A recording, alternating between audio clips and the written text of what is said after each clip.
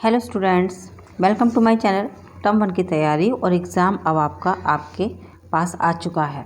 Macro economics तैयार करा देंगे अब हम 3 वीडियोस और पूरा मैक्रो इकोनॉमिक्स प्रिपेयर हो जाएगा। आज लेकर के आ गए हम आपके पास मनी एंड बैंकिंग। स्टार्ट करेंगे अपने वीडियो को।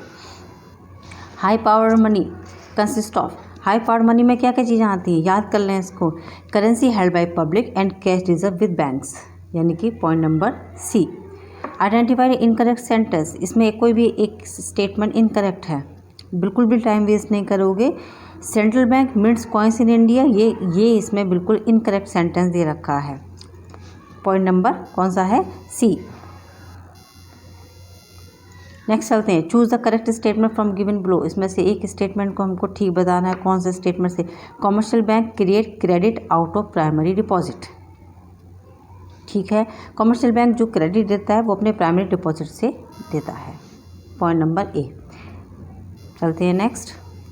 What will be the impact on the credit creation ability of the commercial bank if the government reduce income tax slab. अगर इनकम टैक्स को लेस करती है तो क्या इम्पैक्ट आता है निकल करके। There will be more credit creation in the economy, economy में ज़्यादा क्रेडिट क्रिएशन हो जाएगा। Currency held by the public in a component of, ये किसका कॉम्पोनेंट है, ये है M1 एंड M2। क्या है ये, M1 एंड M2, ठीक है।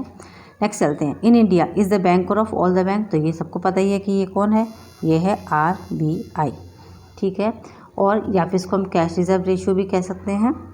और cash reserve ratio refers to the minimum percentage of a bank's total deposit to be kept with the central bank, तो उसे कहते हैं कैश रिजर्व रेशियो, यानी कि CRR।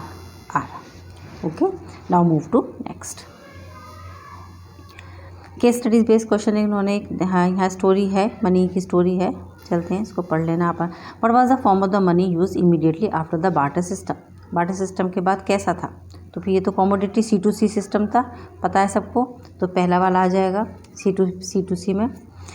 Evolution of money has, evolution of money इसमें क्या हुआ था, तो ये इवोल्यूशन ऑफ मनी मैंने एक्सपेंडेड था। इवोल्यूशन ऑफ मनी कैसे फॉर्म हो गया, एक्सपेंडेड हो गया। विच of the following is not a component of the quantitative instrument of RBI, जो नहीं है, कौन सा वाला नहीं, क्वांटिटेटिव। रेपो रेट भी है, कैश रिजर्व है, बैंक रेट, मार्जिन रिक्वायरमेंट नहीं है, वो क्वालिटेटिव हो जाता है। How the domestic money supply will change if there is an increase in foreign investment, foreign investment increase होता है तो क्या होगा, डिक्रीज़ हो जाए। ये रिमेन, उसमें कोई बात, कोई चेंज, डिक्रीज़ होगा कि इंक्रीज़ होगा, रिमेन कांस्टेंट, तो ये कांस्टेंट रहेगा, कोई भी चेंजेस उसके अंदर नहीं आएंगे। ये भी एक स्टडी बेस्ड क्वेश्चन है। चलो आंसर देखते हैं। Which of the following tools are use by the central bank to control the flow of money in the domestic economy, कौन सा टूल यूज़ करती है। Physical, qualitative, quantitative, both A and C दोनों use करती है, A भी use करती है और C भी यूज़ करती है। नेक्स्ट चलते हैं। Any increase in the foreign exchange reserve is recorded in the, ये क्रेडिट साइड पर रिकॉर्ड किया जाता है फिर डेबिट साइड पर रिकॉर्ड किया जाता है, तो ये क्रेडिट साइड पर रिकॉर्ड किया जाता है, BOP में क्रेडिट साइड पे। Which of the following step should be taken by the central bank if there is an excessive rise in the foreign exchange rate, अगर एक्सचेंज रेट बहुत ज़्यादा बढ़ जाते हैं तो क्या होगा। Supply of foreign exchange, supply foreign exchange from its stock, ठीक है। स्टॉक में से भी हम, स्टॉक जो भरा हुआ होगा उसमें से भी हम फॉरेन एक्सचेंज को सप्लाई कर रहे होंगे।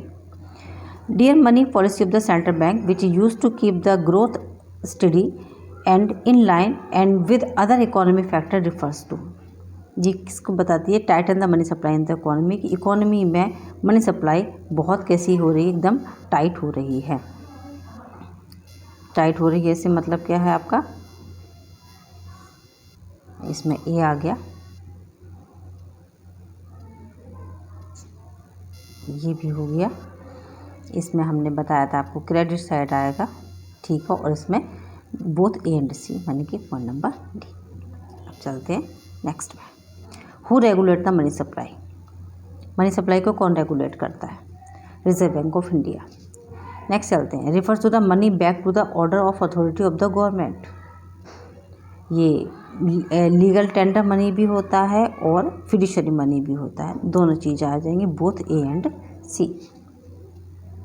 Paper money is backed by the equivalent amount of the gold and silver. तो ये रिप्रेजेंटेटिव पेपर मनी होता है। क्या होता है? Representative paper money. What is the meant by cash reserve ratio? Cash reserve ratio का मतलब क्या होता है?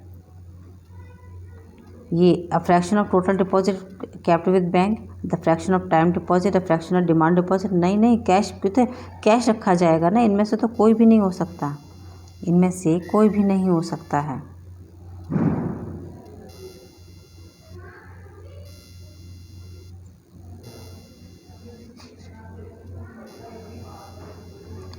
चलो, read the following news report and answer. 13 का फर्स्ट पढ़ेंगे। Cut in the repo rate by RBI is likely to, ये increase होना चाहिए या फिर डिक्रीज़? तो भाई यहाँ पर तो ये इंक्रीज़ हो जाएगा। Decrease in cash reserve ratio will lead to, अगर कैश रिजर्व रेशियो को डिक्रीज़ किया जाता है तो उससे क्या होगा? नो चेंज, डिमांड में तो कोई चेंज होगा ही नहीं। The difference by which actual aggregate demand exceed the aggregate demand required to establish full employment equilibrium is known the inflationary gap, या फिर उसको कहेंगे हम क्या? डिफ्लेशनरी गैप, तो उसको इन्फ्लेशनरी गैप कहते हैं। The impact of excessive demand under the Keynesian theory of income and employment in an economy, ये कौन सी को थी? तो ये no change in output upon employment या oblique employment but an increase in the general price level. तो ये हो गया पॉइंट नंबर डी। ठीक है, नेक्स्ट चलते हैं। India is expected to experience a situation of medium to high inflation rate during the last quarter of 2020। In your opinion the RBI should increase the repo rate, बढ़ाना चाहिए repo rate को या फिर अब कम कर देना चाहिए, मनी सप्लाई करनी चाहिए? तो रेपो रेट इसमें to increase the repo rate को ही इंक्रीज करना पड़ेगा। Full bodied money means, full bodied money का मतलब क्या होता है यहाँ पर? तो ये money value is equal to commodity value, money value is equal to commodity value. In India coins are issue, coin कौन इशू करता है? Reserve bank of India. The cut in the repo rate will lead N increase in aggregate demand, ये true है या false है? बिल्कुल सच है। when money value of money exceeds the commodity value of money, तो इसको क्या कहते हैं हम? तो इट इज़ कॉल्ड, इसको कहते हैं क्रेडिट मनी। जब वो उससे ज़्यादा हो जाती है तो क्रेडिट मनी तो कहेंगे उसको हम। If inflation is to be combat the RBI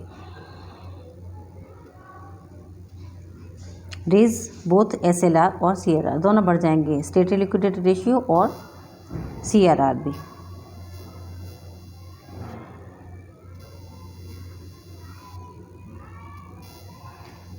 Read the following paragraph.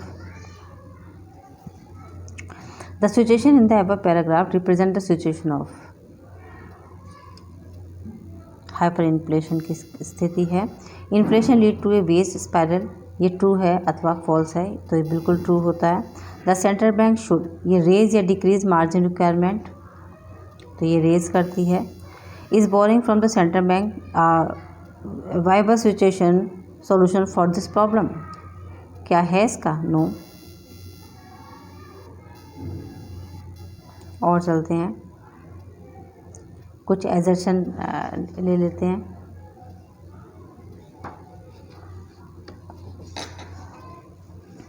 Assertion क्या कहता है? The modern currency use as a medium of exchange, however does not have a use of its own. ठीक है, तो modern currency is easy to carry, समझ गए? तो मतलब दोनों ही सही हैं, लेकिन एक्सप्लेनेशन में वो करेक्शन नहीं आ पा रहा है ना, एक्सप्लेन उतना बढ़िया नहीं है। तो इसको हम क्या, कौन सा पॉइंट देंगे? इसको हम देंगे इसका बी पॉइंट। कौन सा देंगे इसको पॉइंट? हम बी। 22 पे चलते हैं।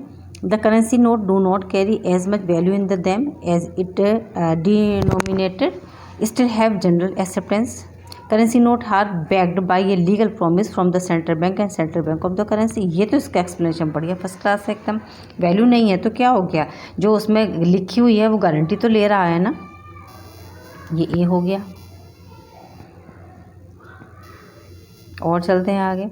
The monetary policy is a policy formulated by the central bank. ठीक है, the policy involve measure taken to regulate the supply of money, availability and cost of credit in the economy. सही है, एकदम सही है, एक्सप्लेनेशन भी एकदम बढ़िया है। ए हो गया।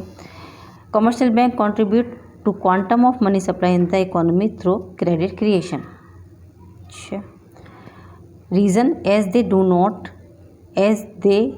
Do have not issuing authority. Commercial bank के पास अथॉरिटी होती ही नहीं है। नो, कमर्शियल बैंक के पास अथॉरिटी नहीं होती है। ये तो रीज़न तो गलत है। पॉइंट नंबर सी आ गया इसके लिए। Repo rate is fix by the Reserve bank of India while reserve repo rate is fix by the commercial bank themselves. No, both repo rate and reserve repo rate is fixed by the Reserve Bank of India both repo rate and reserve repo rate is fixed by the Reserve Bank of India as it is an apex bank। No, ये तो बिल्कुल ही गलत है। Bank charges higher interest rate on loan than what they offer on deposit. The difference between what is charged from borrower and what is paid to depositor is the main income source। बिल्कुल सही है, एकदम correct है। ए बिल्कुल सही है, दोनों सही हैं। Money supply refers to the process of creation of credit by the commercial bank और money creation by commercial bank raise the national income. नहीं, सही तो हैं दोनों, लेकिन एक्सप्लेनेशन तो सही नहीं बन रहा है। बी हो गया 27 का B. Cheques are fiduciary money, सही है। It is issued by government. Cheque are fiduciary money और it is issued by government. ये गवर्नमेंट थोड़ी इशू करती है। चलो हटो, सी हो गया। और चलते हैं। Central bank as banker to the government work as a custodian of cash reserve. The central bank act as a clearing house for transfer and settlement of mutual claim of commercial banks. Explanation सही नहीं है। Okay, explanation सही नहीं है, इसलिए कौन सा हो जाएगा? बी हो जाएगा। Currency held by the public is a monetary liability of the central bank. Central bank control credit where is commercial bank create credit and currency held by the public. फिर एक्सप्लेनेशन गड़बड़ है। Central Bank as a banker to the government keep record of the all kinds of the financial transaction. Government borrow internally from bank and the general public. Explanation वैसे सही है, explanation सही नहीं है। चलते हैं आगे। Size of the multiplier is given by the inverse of LRR.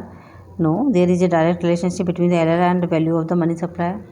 No, C है। Central Bank issue currency on the basis of CRR.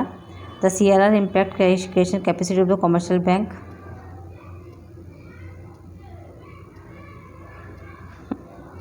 दोनों ही गलत है। D point. 34 money supply is a flow concept. Money supply is measure at a particular point of time. बिल्कुल।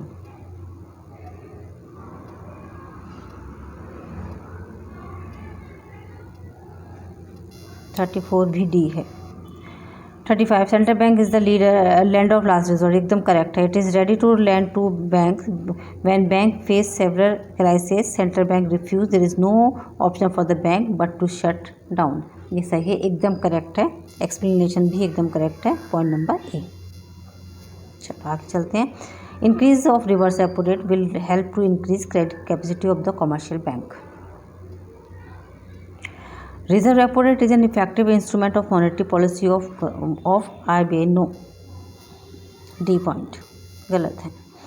In order to maintain the faith of the depositor in banking system, it is sufficient for the commercial bank to keep only a small part of the deposit as cash reserve. A change in the reserve requirement affect the power of the commercial bank to create the credit. वैसे सही है, लेकिन explanation सही नहीं है। Central bank use many tools such as bank repo rate, reserve repo rate to control money supply in the economy. The central bank is the apex bank of India. वही वाली problem सही है, लेकिन explanation नहीं सही है। To reduce the volume of the credit bank rate should be reduced. A rise in the bank rate implied at that the most of the money would go up. Reason ठीक है, पर उसका तो assertion तो गलत है ना। D है। Credit money are those who face value is more than commodity value. सही है। Credit money does not have direct use. अरे वैसे ठीक है, लेकिन एक्सप्लेनेशन तो नहीं बन रहा है सही। Point number B. Assertion reason in chapters के आई थिंक इतने बहुत हैं आप लोगों के लिए, इसको अच्छे से रिवाइज कर लेना। फिर भी कोई प्रॉब्लम हो तो मुझे कमेंट कर सकते हो। I will try my best. Okay children, then take care, good bye, thank you so much.